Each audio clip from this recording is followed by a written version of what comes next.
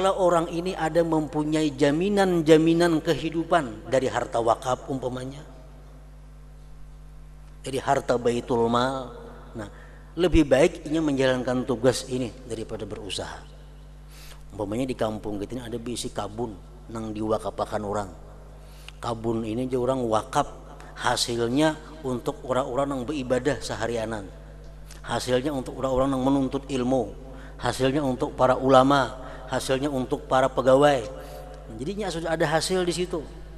Nah bagi mereka yang macam itu ada penghasilannya, baik ada usaha, lebih baik dia menjalankan tugasnya seperti yang tadi, baik sebagai ahli ibadah, baik sebagai ahli ilmu, baik sebagai ahli dalam hal suluk, baik dalam hal kemaslahatan umat yang lainnya.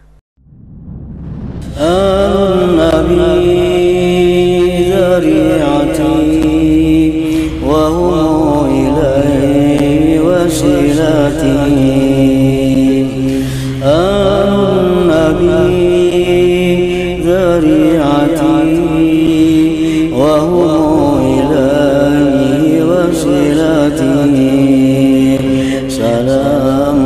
Salamun alaikum ala nabi. Meninggalkan usaha itu lebih utama bagi 4 orang, yaitu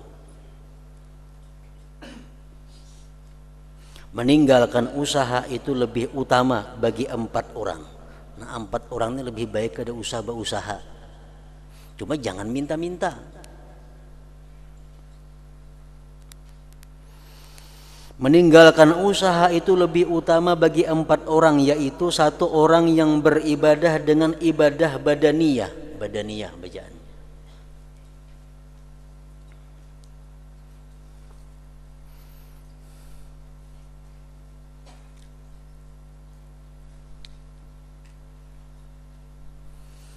Ibadah waktunya siang hari habis digunakan untuk mengamalkan wirid-wiridnya. Ada ulama yang membagi waktu di siang hari itu 5 waktu. Nah, 5 waktu di siang hari ini sudah full digunakannya untuk ibadah, sehingga ini kada kau lagi untuk berdagang. Waktu pertama antara terbit fajar sampai terbit matahari. Terbit fajar sampai terbit matahari. Situ sibuk. Ada kau menure. Terbit fajar sampai terbit matahari. Sampai yang sunat subuh, membaca wirid-wirid. Sunat apa? Sampai yang subuh berjamaah. Karena yang subuh duduk di masjid beribadah sampai terbit matahari. Terbit matahari sembahyang isyraq 2 rakaat. Nah, sebebakan sudah habis. Jam 6 seperapat hari sudah tuh. Waktu yang kedua, ma baina tulu'is syamsi ila dhahwatin nahar, mulai terbit matahari sampai pukul 10 kira-kira. Mulai jam 6 seperapat sampai pukul 10. Di sini sibuk membersihkan dirinya, mandi-mandi, bertetapas segala macam. Habis itu sembahyang duha, baca zikir, baca wirid sampai jam 10. Nah, yang ketiga dari jam 10 sampai zuhur. Digunakannya waktu untuk menuntut ilmu, belajar ilmu, mutalaah ilmu, mudzakarah ilmu dari jam 10 sampai zuhur. Nah kemudian waktu yang keempat antara zuhur sampai asar. Ini digunakannya untuk menghilangi orang garing, membantu kawan, membantu orang kesusahan, menunaikan hajat orang muslim, dan istirahat antara zuhur sampai asar. Nah kayaknya mulai asar sampai maghrib habis pulang waktunya untuk beribadah kepada Allah Subhanahu wa ta'ala. Nah seharian ada kau lagi berdagang.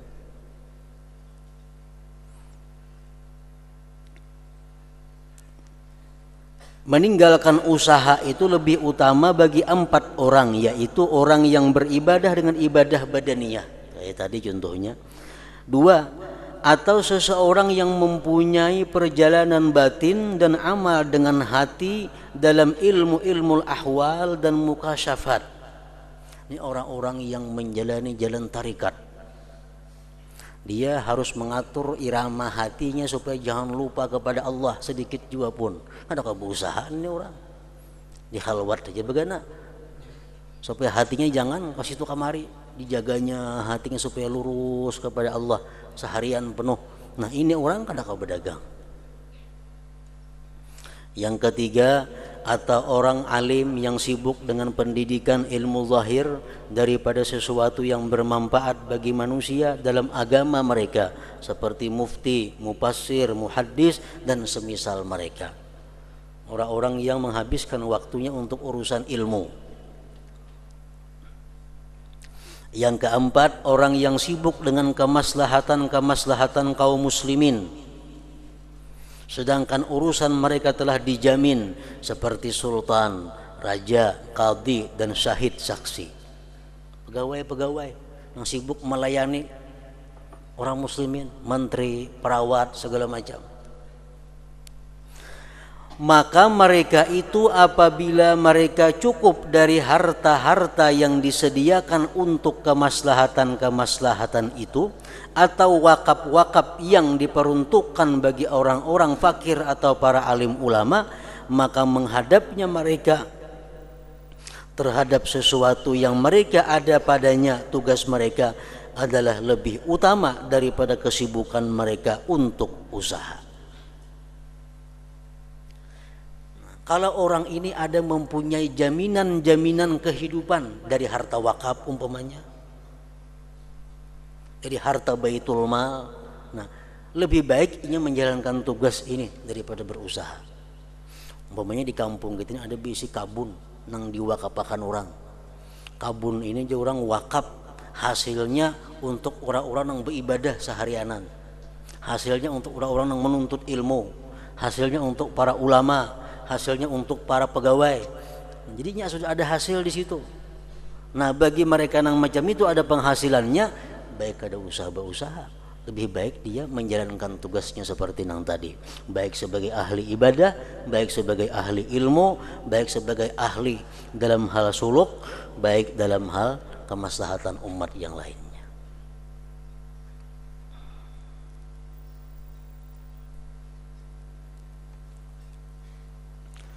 Oleh karena itu diwahyukan kepada Rasulullah sallallahu alaihi wasallam untuk fasabbih bihamdi rabbik wa kum minas sajidin, artinya maka sucikanlah wahai Muhammad dengan memuji Tuhanmu dan jadilah kamu di antara orang-orang yang sujud, orang-orang yang salat. Nabi kita kan disuruh berusaha. Kenapa? Karena sudah dicukupi kehidupan beliau daripada baitul mal.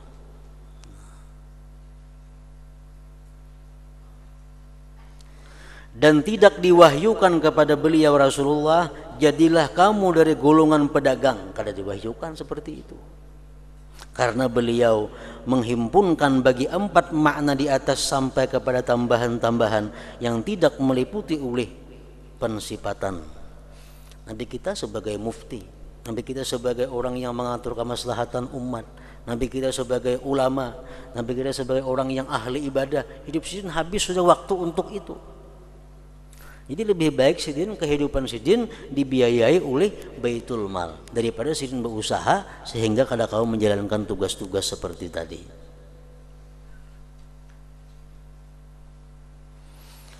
Oleh karena itu para sahabat mengisyaratkan kepada Abu Bakar radhiyallahu anhum untuk meninggalkan dagangan ketika yang menjabat khalifah. Abu Bakar begitu diangkat jadi khalifah disuruh ampi berdagang. Karena hal itu menyibukkannya dari kemaslahatan. Dan beliau Abu Bakar kecukupannya dari harta yang disediakan untuk kemaslahatan. Dan ia melihat hal itu adalah lebih utama. Kemudian ketika ia mau meninggal dunia, ia berwasiat untuk mengembalikannya ke baitul mal, tetapi ia pada permulaannya memandangnya lebih utama.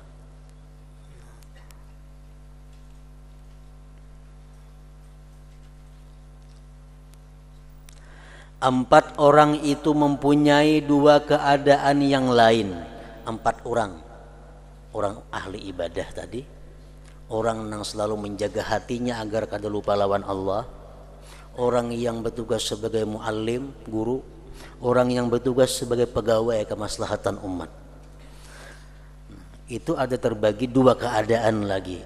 Satu, kecukupan mereka itu ketika meninggalkan tempat usaha dari tangan manusia dan zakat atau sedekah yang diberikan kepada mereka tanpa perlu kepada minta-minta, maka meninggalkan usaha dan sibuk dengan apa yang mereka ada padanya, tugas mereka itu adalah lebih utama, karena padanya terdapat pertolongan kepada manusia pada kebaikan-kebaikan dan menerima dari mereka sesuatu yang menjadi kewajiban mereka dan lebih utama bagi mereka.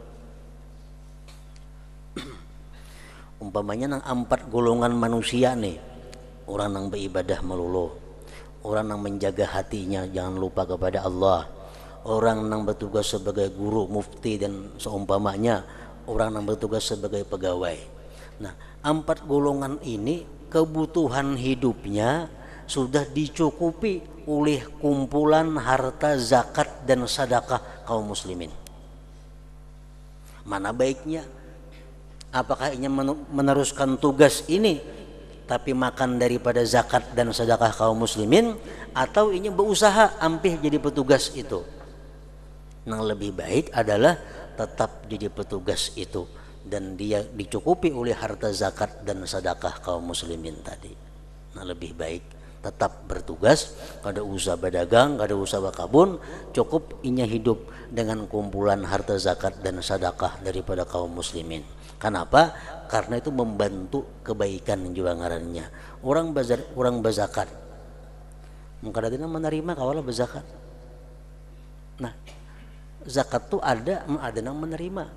Nah, inya ini menerima akan zakat orang, menerima akan sedekah orang. Ngarannya membantu orang berbuat kebaikan. Nah, jadi orang yang macam ini lebih baik inya terus menjalankan tugasnya, hidupnya dijamin oleh harta yang diperoleh daripada zakat dan sedekah tadi. Yang kedua, keadaan kedua adalah berhajat kepada meminta-minta. Nah, ini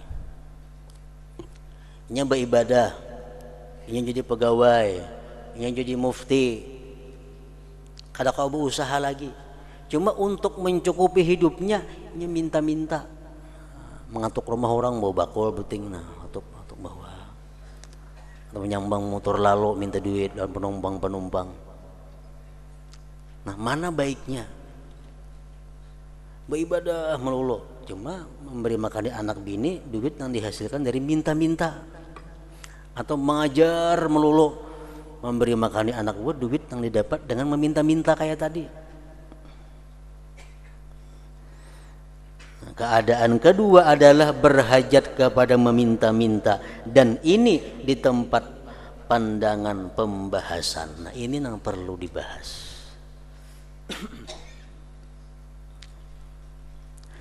Keberatan-keberatan yang telah kami riwayatkan dalam minta-minta dan ketercelaannya adalah menunjukkan secara jelas bahwa menjaga diri dari minta-minta itu lebih utama. Lebih utama. Amun aku beribadah hari seharian sanggup, cuma minta-minta. Kita malam minta-mintaan orang. Nah, lebih baik kada usah beribadah seharianan. Berusaha, asal jangan minta-minta kepada orang.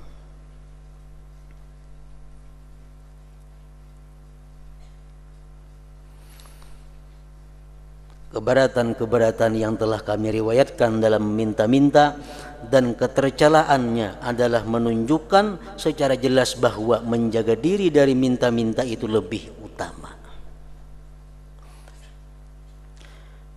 Memutlakkan perkataan padanya tanpa memandang keadaan dan perorangan itu sulit.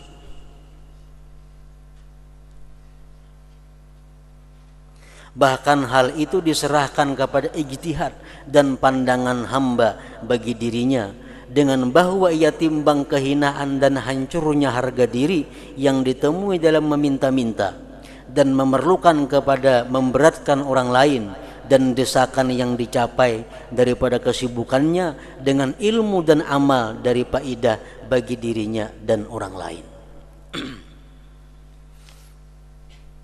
Jadi ada juga pertimbangannya, kalau aku beribadah seharian, aku minta-minta makan orang untuk makan. Untuk orang tertentu ada yang kada baik macam itu. Lebih baik ini berusaha, jangan minta-minta. Tapi untuk orang yang tertentu sebagiannya lagi baiknya beribadah seharian biar minta-minta. Tergantung keadaannya. Nah, kada rata tiap orang artinya. Banyak orang yang banyak faedahnya bagi makhluk, sedangkan faedahnya itu dalam kesibukannya dengan ilmu atau amal, dan mudah atasnya dalam meminta untuk menghasilkan kecukupan dengan sedikit-dikit sindiran. Ada manusia yang sangat berguna bagi manusia, pengajarannya, ilmunya sangat diperlukan oleh manusia, sehingga ini kada kau lagi berusaha. Dan ini kalau meminta sedikit saja diberi orang aja. Nah, macam ini lebih baiknya terus menyebarkan ilmunya biar minta nang sedikit itu, karena lebih banyak manfaatnya bagi manusia. Dan kadang-kadang dengan sebaliknya. Dan kadang-kadang apa yang dituntut dan apa yang ditakuti itu berlawanan. Maka semestinya seorang murid, orang yang berkemauan menempuh jalan akhirat, itu minta fatwa kepada hatinya sendiri, meskipun para mufti memberi fatwa, karena fatwa-fatwa itu tidak meliputi dengan rincian-rincian rupa dan ahwal, keadaan-keadaan yang halus. Jadi kesimpulannya tak gunakan lawan hati seorang. Munaku terus mengajar lawan ilmu, siang malam mengajar, anda kau lagi berusaha. Cuma aku minta-minta lawan orang, mana menguntungkannya, mana manfaatnya, mana mudaratnya. Kalau kita anggap mudaratnya sedikit, manfaatnya banyak, jalankan. Tanyakan kepada, minta fatwa kepada hati kita seorang. Di kalangan orang salaf, orang dahulu, ada orang yang mempunyai 360 kawan sadik, di mana ia singgah pada masing-masing dari mereka itu semalam. Di antara mereka ada yang mempunyai 30 kawan. Ada orang bisi kawan 360. Jadi hari ini 4 makan di rumah sini, esok kayaknya makan di rumah situ. Setahun tak keliling tuh. Kan kada terlalu berat juga itu. Sekali sehari 4 makan. Tapi nya kau pol beribadah. Nyimbah makan situ, boleh ke masjid beribadah. Esok kayaknya ke sebuah rumah pulang makan. Nah, berdiri sampai 360 buah. Nah, orang rumah dimintai sekali makan itu kan ada keberatan. Apalagi minta makan orangnya ahli ibadah, kan ada keberatannya kalau tuh. Nah, bagi orang macam ini bagus saja ada di cara itu.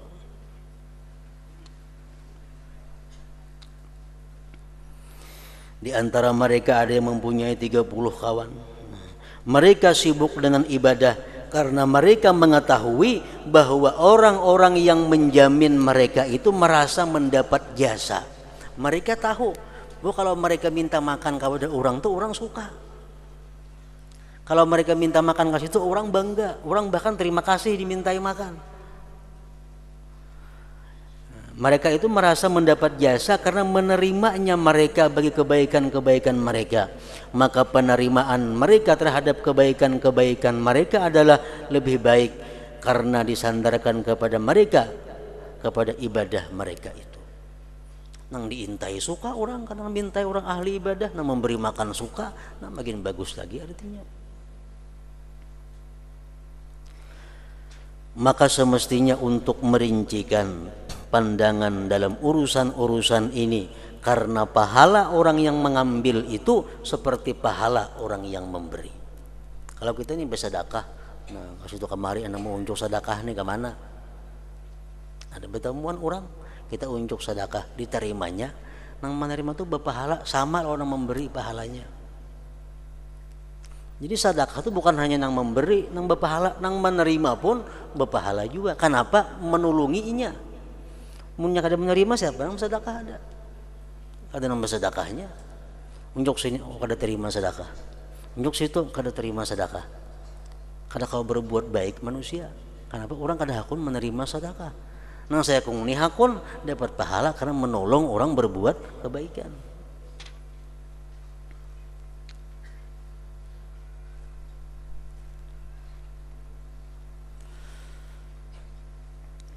Maka semestinya untuk merincikan pandangan dalam urusan-urusan ini, karena pahala orang yang mengambil itu seperti pahala orang yang memberi. Manakala orang yang mengambil itu menjadikannya sebagai pertolongan terhadap agama, sedangkan orang yang memberi itu memberinya dari hati yang baik. Inya diberi makan, kanyang beribadah orangnya. Makin senang orang memberi.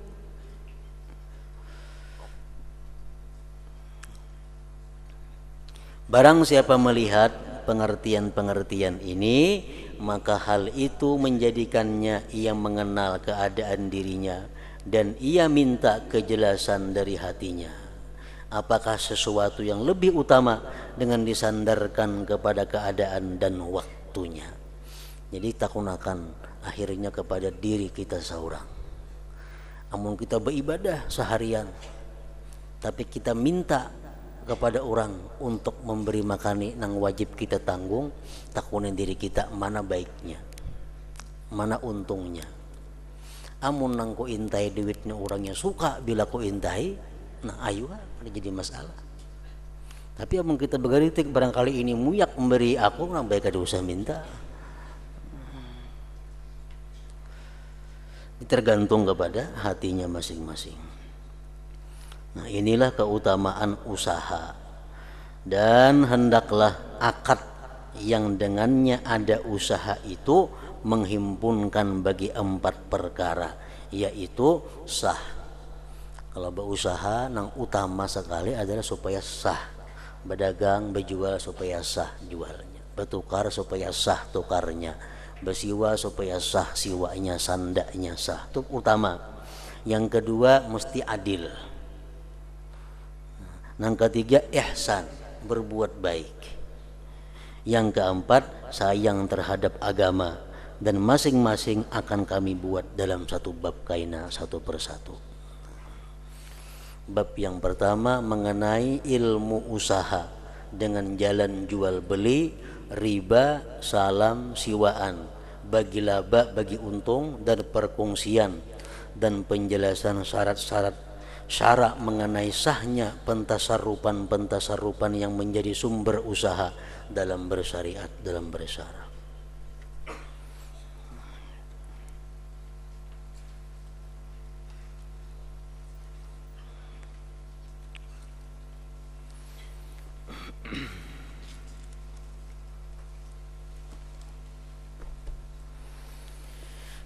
أفضل الذكر فاعلم أنه لا إله إلا الله النبي ذريعتي وهو إليه وسيلتي